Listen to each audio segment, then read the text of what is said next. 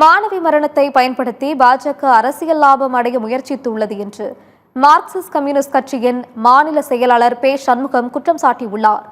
நாமக்கல்லில் செய்தியாளர்களிடம் பேசிய அவர் இதனை கூறினார்.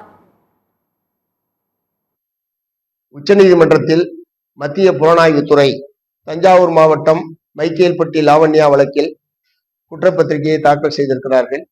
மதமாற்றத்தின் காரணமாகத்தான் அந்த மாணவி தற்கொலை செய்து கொண்டார் என்கிற இல்லாத ஒரு பிரச்சனையை எழுப்பி மாநிலம் முழுவதும் ஒரு பதற்றத்தை ஏற்படுத்தியும் மக்களிடையே ஒரு மத பகைமையை உருவாக்கக்கூடிய வகையிலையும் அன்றைக்கு தலைவராக இருந்த பாரதிய ஜனதா கட்சியுடைய தலைவராக இருந்த அண்ணாமலை அவர்கள் தான் அதற்கு அடிப்படையான காரணம். தலைவர் என்கிற முறையில் அவருடைய பேச்சை கேட்டு தமிழ்நாட்டில் உள்ள பல்வேறு சங் பரிவார அமைப்புகளும் இதை ஒரு பெரும் பிரச்சனையாக மாற்றினார்கள்.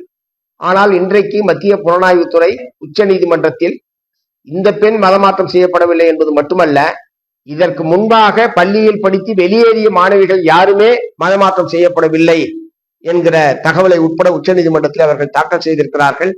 ஆகவே